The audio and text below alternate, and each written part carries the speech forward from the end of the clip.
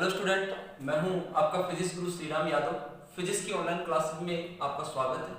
आज की क्लास में पहले चैप्टर का टॉपिक अपन पढ़ने वाले हैं। यहाँ पर intensity of electric field due to electric dipole, विद्युत द्विध्रुव के कारण विद्युत क्षेत्र का मान कितना होता है वो ज्ञात करना है। यहाँ पर तो द्विध्रुव अपन ने अंतिम क्लास में पढ़ा है।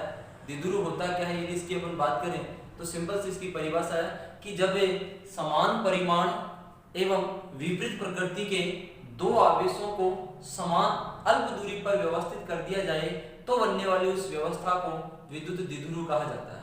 यहाँ पर द्विध्रुव के कारण विद्युत क्षेत्र दो अवस्थाओं में प्राप्त किया जा सकता है। एक द्विध्रुव के एक्स पर विद्युत क्षेत्र का मान और दूसरा द्विध्रुव के निरक्ष पर विद्युत क्षेत्र का मान।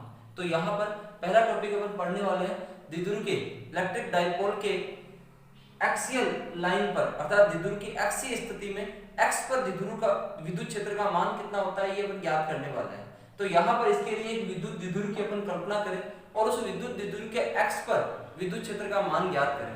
इसके लिए अपने पास यहाँ पर विद्युत द्विध्रुव दिया हुआ है जिसमें समान परिमाण के दो आवेश -q और +q आवेश एक दूसरे से 2a मान लो इनके बीच की दूरी है, एक दूसरे से 2a दूरी पर स्थित है बिंदु a और b पर। इस द्विध्रुव का जो मध्य बिंदु है वो द्विध्रुव का केंद्र कहलाता है। इस द्विध्रुव के केंद्र O से इसकी अक्षीय स्थिति में, इस द्विध्रुव के केंद्र से इसकी अक्षीय स्थिति में r दूरी पर स्थित कोई बिंदु P है। यहाँ पर अपन ने ये दूरी r ले ली द्विध्रुव के केंद्र से। r दूरी पर स्थित कोई बिंदु P है। इस बिंदु P पर विद्युत क्षेत्र की तीव्रता ज्ञात करनी है। द्विध्रुव का x, द्विध्रुव के दोनों आवेशों को मिलाने वाली जो रेखा है वही द्विध्रुव का x कहलाती है। इस अक्षीय स्थिति में आप इस तरफ भी ले सकते हो, इस तरफ भी ले सकते हो, धनात्मक आवेश की तरफ भी लिया जा सकता है, ऋणात्मक आवेश की तरफ भी लिया जा सकता है बिंदु P। तो यहाँ पर बिंदु P पर विद्युत क्षेत्र की तीव्रता ज्ञात करनी है। अब यहाँ पर इस बिंदु P पर जो विद्युत क्षेत्र है वो इस द्विध्रुव के दोनों आवेशों द्वारा उत्पन्न विद्युत क्षेत्रों के सदिशों के बराबर होगा। कहने का मतलब जो धनात्मक आवेश है वो भी यहाँ पर विद्युत क्षेत्र उत्पन्न कर रहा है और जो ऋणात्मक आवेश है वो भी यहाँ पर विद्युत क्षेत्र उत्पन्न कर रहा है। तो यहाँ पर जो परिणामी विद्युत क्षेत्र होगा वो इन दोनों आवेशों द्वारा उत्पन्न विद्युत क्षेत्रों के सदिशों के बराबर होगा। तो यहाँ पर द्विध्रुव के प्रत्येक आवेश द्वारा इस बिंदु P पर उत्पन्न विद्युत क्षेत्र का मान ज्ञात करें। उसके लिए प्रत्येक आवेश की इस बिंदु P से जो दूरी है उसका निर्धारण करें अपन। तो द्विध्रुव के केंद्र से -q आवेश की जो दूरी है वो a है और द्विध्रुव के केंद्र से +q आवेश की जो दूरी है वो भी a है। दोनों आवेशों के बीच की दूरी अपन ने 2a ली है।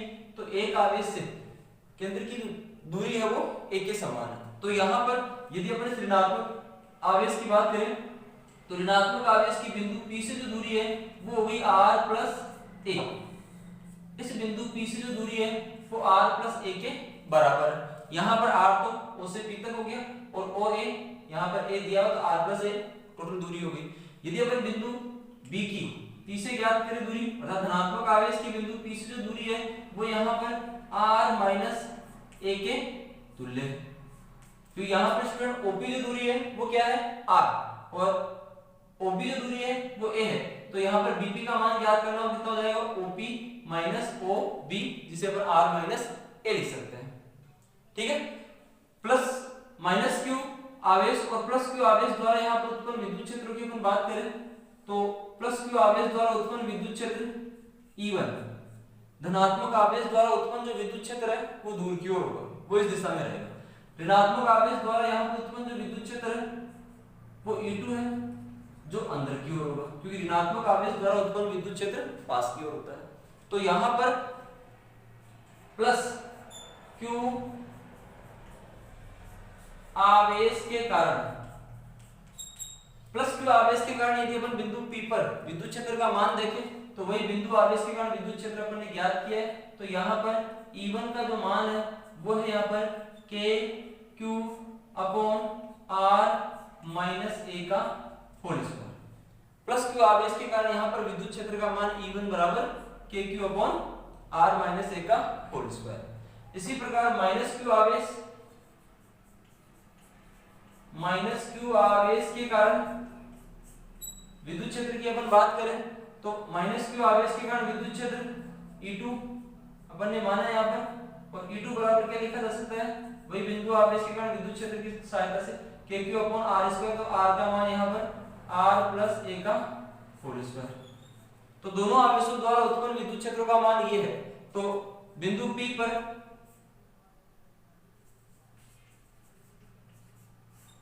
द्विध्रुव के कारण बिंदु P पर परिणामी विद्युत क्षेत्र अध्यारोपण के सिद्धांत के अनुसार परिणामी विद्युत क्षेत्र प्रत्येक आवेश द्वारा, अध्यारोपण के सिद्धांत द्वारा बिंदु P पर परिणामी विद्युत क्षेत्र प्रत्येक आवेश द्वारा इस बिंदु P पर उत्पन्न विद्युत क्षेत्रों के सदिश योग के बराबर होता है।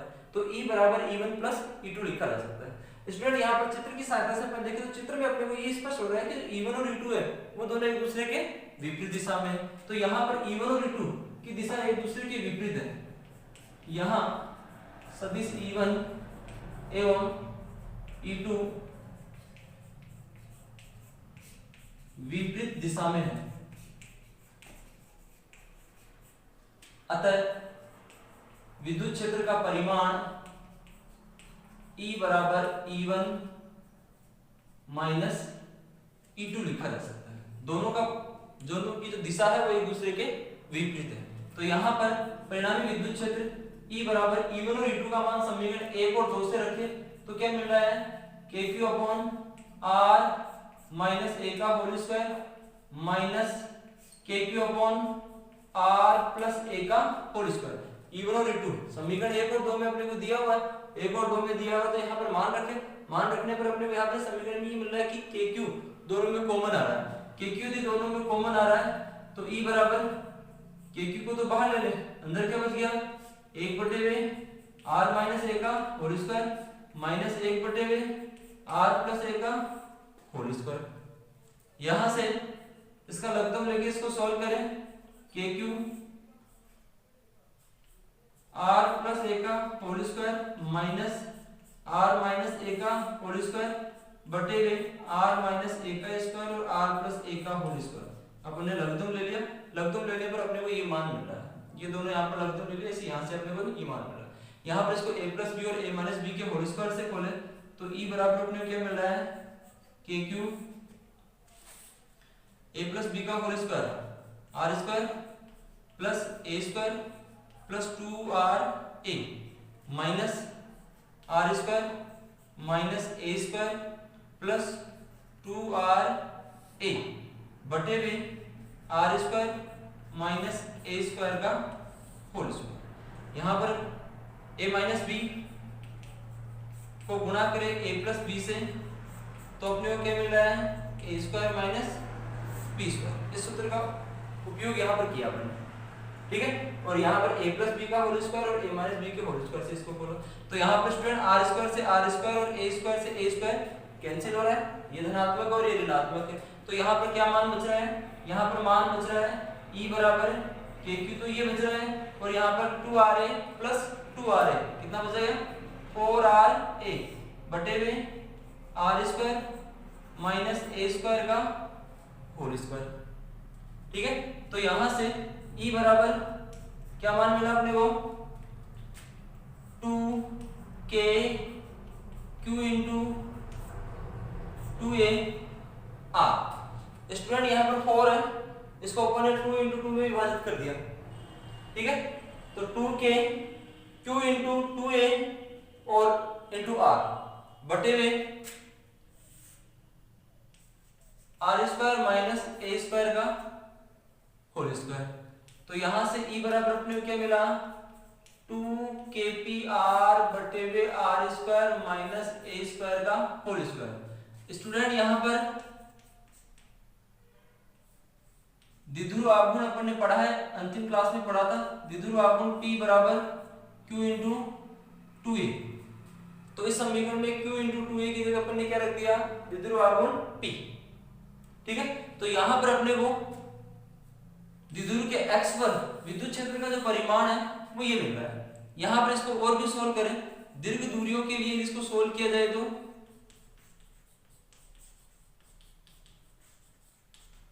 दीर्घ दूरियों के लिए r ग्रेटर देन होगा a, r square greater than होगा a स्क्वायर होने के कारण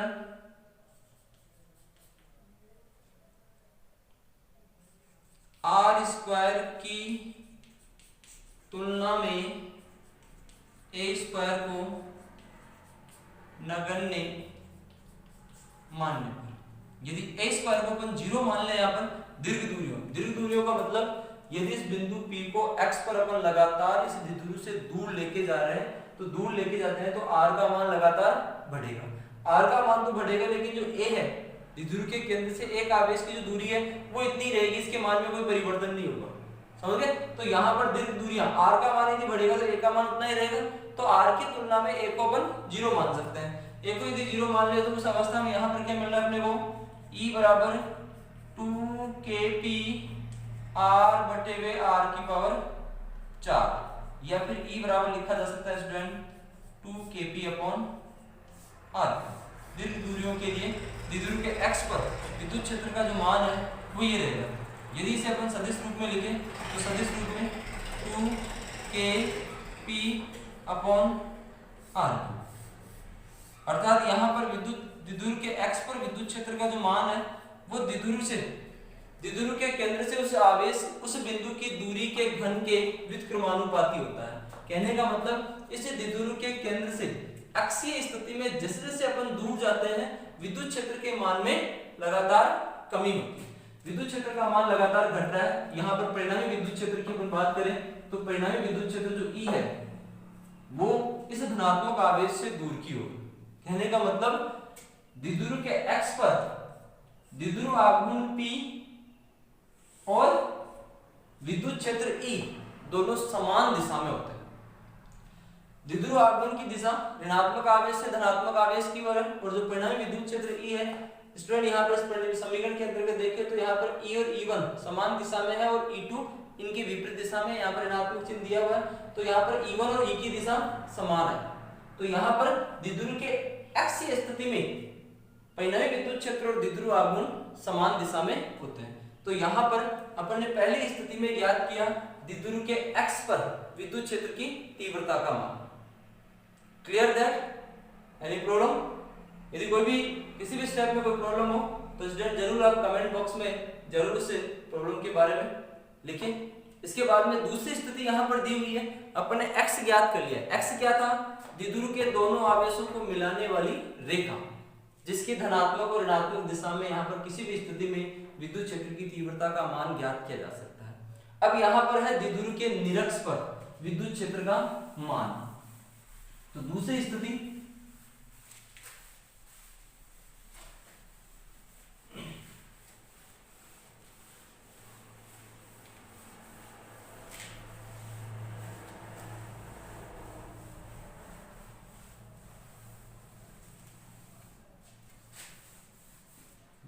है यहाँ पर निरक्ष पर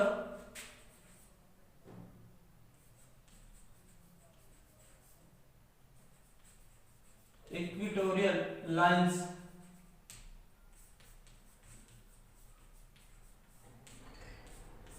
द्विध्रुव के निरक्ष पर विद्युत क्षेत्र का मान कितना होगा, विद्युत क्षेत्र की तीव्रता कितनी होगी, ये ज्ञात करनी है अपने को। तो यहाँ पर द्विध्रुव की निरक्ष होती क्या है, पहले बताया मैंने आपको। द्विध्रुव की निरक्ष विद्युत द्विध्रुव के केंद्र से उसकी x के लंबवत गुजरने वाली रेखा को द्विध्रुव की निरक्ष कहा जाता है। क्या है परिभाषा? विद्युत द्विध्रुव के केंद्र से उसकी x के लंबवत गुजरने वाली रेखा को द्विध्रुव का निरक्ष कहा जाता है। मान लो अपने पास वही विद्युत द्विध्रुव है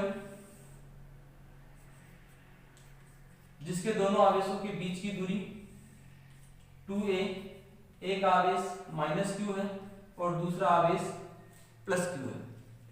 ठीक है, तो इस द्विध्रुव का केंद्र O, इसके केंद्र से इसके x के लंबवत गुजरने वाली रेखा, इस रेखा को अपन क्या कह रहे हैं? द्विध्रुव की निरक्ष कह रहे हैं। तो द्विध्रुव के केंद्र से निरक्षीय स्थिति में r दूरी पर स्थित कोई बिंदु P है इस बिंदु P पर विद्युत क्षेत्र की तीव्रता ज्ञात करनी है। और वही चीज इस बिंदु P पर जो विद्युत क्षेत्र है वो द्विध्रुव के दोनों आवेशों द्वारा उत्पन्न विद्युत क्षेत्रों के सदिश योग के बराबर होगा। यहाँ पर द्विध्रुव के केंद्र से एक आवेश की जो दूरी है वो a है। द्विध्रुव के दोनों आवेशों की बिंदु P से जो दूरी है वो समान है। ये कोण मान लो यहाँ पर थीटा है दोनों अवस्थाओं में। और यहाँ पर यदि अपन समकोण त्रिभुज की बात करें, दोनों अवस्थाओं में समकोण त्रिभुज AOP और BOP समकोण त्रिभुज है, जिसमें कर्ण स्क्वायर बराबर आधार स्क्वायर प्लस लंब स्क्वायर से इसका आकलन किया जा सकता है। तो यहाँ पर स्टूडेंट AP और जो BP है इस रेखा की लंबाई कितनी हो जाएगी, √r² plus a square, Aadhaar square plus लंब स्क्वायर कर्ण स्क्वायर बराबर ही होता है। तो दोनों आवेशों की इस बिंदु P से जो दूरी है वो एक समान है। क्लियर? धनात्मक आवेश की दूरी और ऋणात्मक आवेश की दूरी जो बिंदु P से है वो एक समान है, इस दूरी में कोई परिवर्तन नहीं है। तो यहाँ पर समान दूरियों पर स्थित है, तो बिंदु P पर परिणामी विद्युत क्षेत्र, सबसे पहले धनात्मक आवेश द्वारा उत्पन्न विद्युत क्षेत्र दूर की ओर होता है। तो धनात्मक आवेश द्वारा उत्पन्न विद्युत क्षेत्र E1 अपन ने मान लिया जो दूर की ओर, ऋणात्मक आवेश द्वारा उत्पन्न विद्युत क्षेत्र पास की ओर होता है जिसको अपन ने मान लिया E2 है जो ऋणात्मक आवेश के नजदीक या पास की ओर। तो यहाँ पर प्लस Q आवेश के कारण विद्युत क्षेत्र की अपन बात करें तो E1 बराबर KQ/r² plus a²। Minus Q आवेश के कारण देखें, माइनस Q आवेश के कारण विद्युत क्षेत्र की तीव्रता E2 बराबर KQ/r² प्लस a²। समीकरण 1 और 2 से ये स्पष्ट हो रहा है स्टूडेंट कि E1 और E2 का जो परिमाण है वो समान है। यहाँ E1 और E2 का जो परिमाण है वो समान है, परिमाण में कोई परिवर्तन नहीं है, लेकिन यहाँ पर दोनों की दिशा भिन्न भिन्न है। E1 और E2 की दिशा देखें डायग्राम के अंतर्गत, तो ना तो दोनों समांतर है ना दोनों विपरीत दिशा में, दोनों की दिशाएं अलग अलग है। इस अवस्था में यहाँ पर परिणामी विद्युत क्षेत्र का निर्धारण करना है, परिणामी विद्युत क्षेत्र की दिशा ज्ञात करनी है अपने को। तो उस अवस्था में इन दोनों विद्युत क्षेत्रों को यदि अपन घटकों के रूप में विभाजित करें तो द्विध्रुव की x के समांतर एक रेखा यहाँ पर खींचे, ये कोण यदि थीटा है तो ये कोण भी थीटा होगा और ये कोण भी थीटा होगा। ये कोण थीटा है तो ये कोण थीटा, एक ही रेखा पर बनने वाले कोण, ये कोण थीटा है तो ये कोण थीटा, एकांतर कोण है, तो इन कोणों का मान समान है। तो यहाँ पर सबसे पहले E1 के दो घटक लिए जा सकते हैं, क्षैतिज घटक E1 cos थीटा और इसका ऊर्ध्वाधर घटक E1 sin थीटा। इसी प्रकार E2 का क्षैतिज घटक E2 cos थीटा और इसका ऊर्ध्वाधर घटक E2 sin थीटा। ठीक है, यहां पर E1 और E2,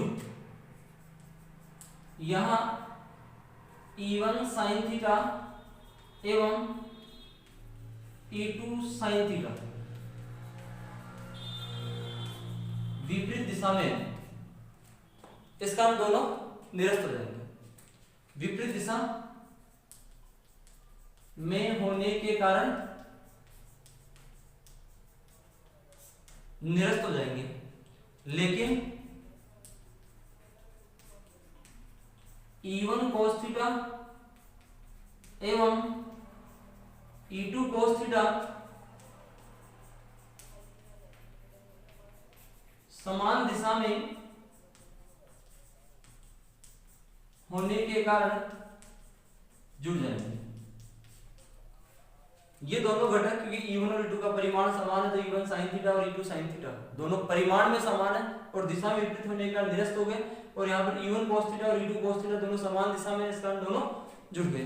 तो परिणामी विद्युत क्षेत्र का मान कितना मिल गया, E बराबर E1 cos theta plus E2 cos theta, या फिर E बराबर 2E1 cos थीटा, क्योंकि यहाँ पर E1 का परिमाण E2 के परिमाण के बराबर है। तो उस अवस्था में E बराबर अपने को मिल रहा है 2E1 cos थीटा। इसका मतलब जो परिणामी विद्युत क्षेत्र अपना वो परिणामी विद्युत क्षेत्र इसी दिशा में होगा। E1 cos थीटा और E2 cos थीटा की दिशा में ही परिणामी विद्युत क्षेत्र होगा।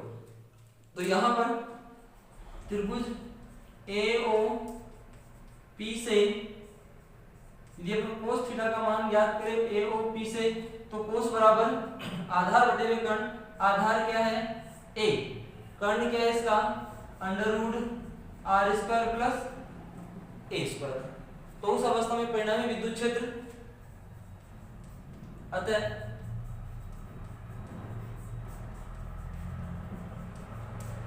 परिणामी विद्युत क्षेत्र E बराबर क्या लिखा जा सकता है, अपन ने ज्ञात किया है 2E1 cos थीटा। तो यहाँ पर 2E1 का परिमाण अपन ने ज्ञात किया है कितना है KQ बटे हुए r² plus a² into cos theta का मान अपन ने ज्ञात कर लिया कितना है a बटे हुए √r² प्लस a²। तो यहाँ पर E बराबर कितना लिखा जा सकता है KQ इंटू 2a बटे हुए r² प्लस a² की पावर 3 बटे हुए 2।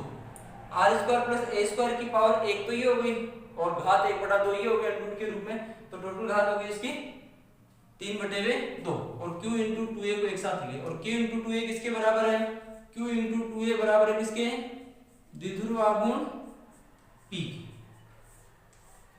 तो यहां पर E बराबर अपने को क्या मिल गया kp बटे हुए r² प्लस a² की पावर 3 बटे हुए 2। तो द्विध्रुव की निरक्ष पर विद्युत क्षेत्र का मान ये मिल रहा है। यहां पर देखा जाए स्टूडेंट तो दीर्घ दूरियों के लिए यदि r² ग्रेटर देन a² है तो a² को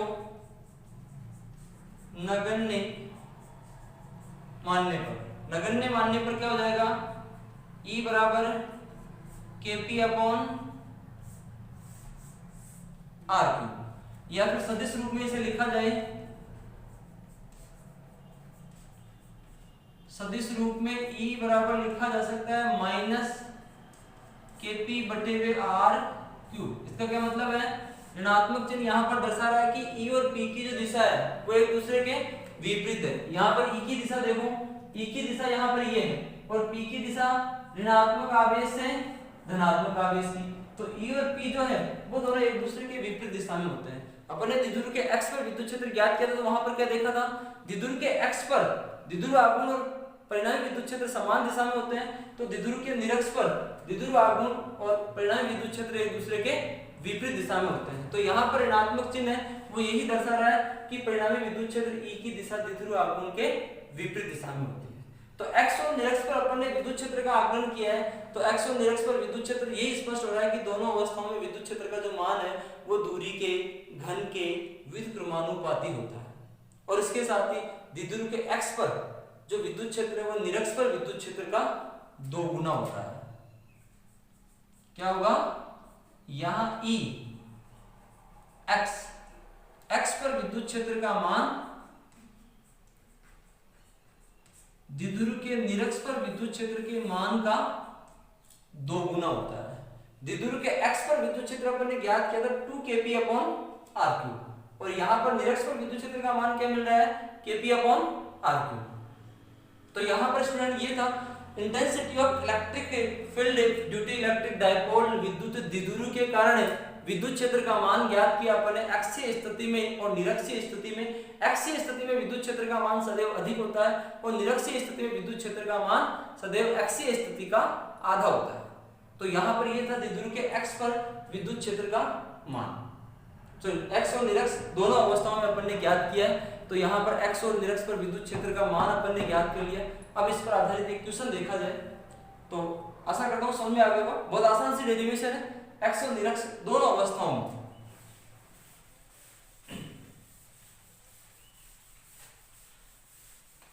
तो स्टूडेंट यहाँ पर एक न्यूमेरिकल देखें अपन, द्विध्रुव के x और निरक्ष पर अपन ने विद्युत क्षेत्र का मान ज्ञात कर लिया, तो एक न्यूमेरिकल के रूप में भी अपन इनका मान ज्ञात कर सकते हैं। तो क्वेश्चन देखा जाए, क्वेश्चन क्या है अपने पास, यदि प्लस 5 माइक्रोकूलम एवं माइनस 5 माइक्रोकूलम एक दूसरे से 4 सेंटीमीटर की दूरी पर स्थित है। 5 माइक्रोकूलम और माइनस 5 माइक्रोकूलम की जो आवेश है वो एक दूसरे से 4 सेंटीमीटर की दूरी पर स्थित है।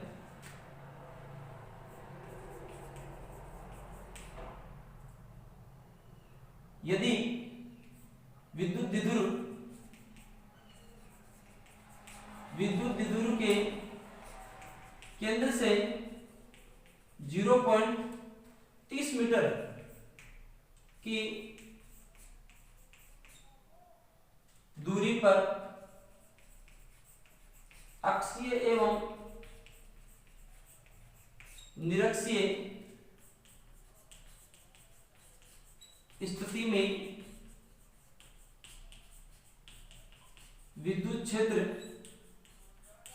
कितना होगा।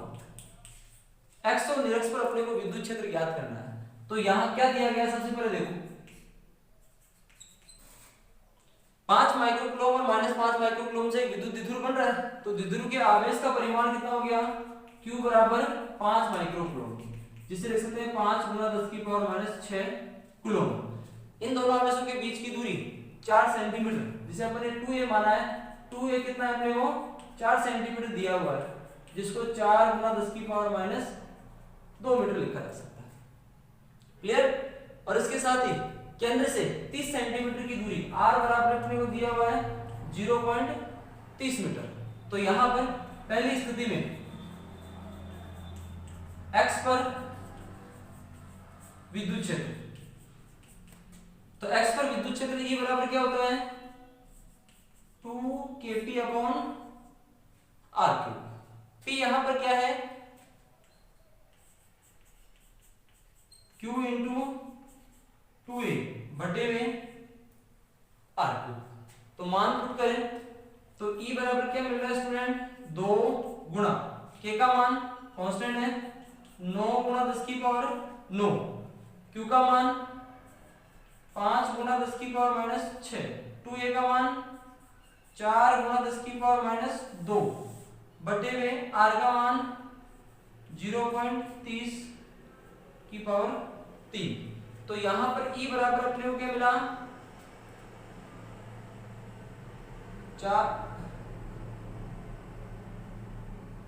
2 × 9 × 5 × 4 × 10⁻⁻², -2 -6 और +9, तो -8 और प्लस का 1 बच गया।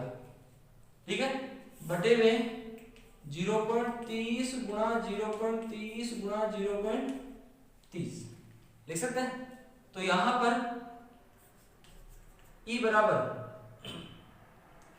बराबर देखिए स्टूडेंट, तो यहां पर पॉइंट हटा दो सारे, 2 2 4 2 6, तो कितना हो जाएगा 10⁻6। 10⁻6 में से 1 2 और 3 जीरो कम कर दो, तो 3 दिया 9। क्लियर। और यहां पर 3 बच रहा है, तो 4/3 में इसे लिख दूं, और 2 × 5 10, तो 10 1 2 और 6 और 2 8, 8 में से 3 गए तो 5, 10⁵5। इसका मतलब 1.3 × 10⁵5 न्यूटन प्रति कूलम। ये द्विध्रुव के x पर विद्युत क्षेत्र का मान है। निरक्ष पर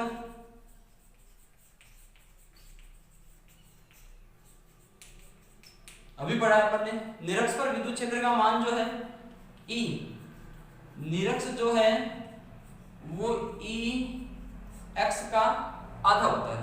तो उस अवस्था में E निरक्ष बराबर 1.3 बटे 2 × 10⁵5। तो इसे लिखा जा सकता है स्टूडेंट 0.65 × 10⁵5 न्यूटन प्रति कूलम। तो द्विध्रुव के x और निरक्ष पर विद्युत क्षेत्र का मान एक न्यूमेरिकल के रूप में भी ज्ञात किया जा सकता है। समान परिमाण के दो आवेश हैं जिनकी प्रकृति एक दूसरे के विपरीत होती है।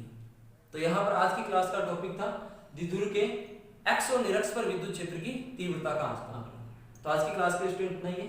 यदि किसी टॉपिक में आपको कोई प्रॉब्लम आ रही है तो प्रॉब्लम का आप जरूर कमेंट बॉक्स में लिखिए। अभी तक यदि आपने हमारे यूट्यूब चैनल को सब्सक्राइब नहीं किया है तो यूट्यूब चैनल को जरूर सब्सक्राइब करें, लाइक करें, शेयर करें, जिससे अधिक से अधिक स्टूडेंट को इसका लाभ मिल सके। धन्यवाद।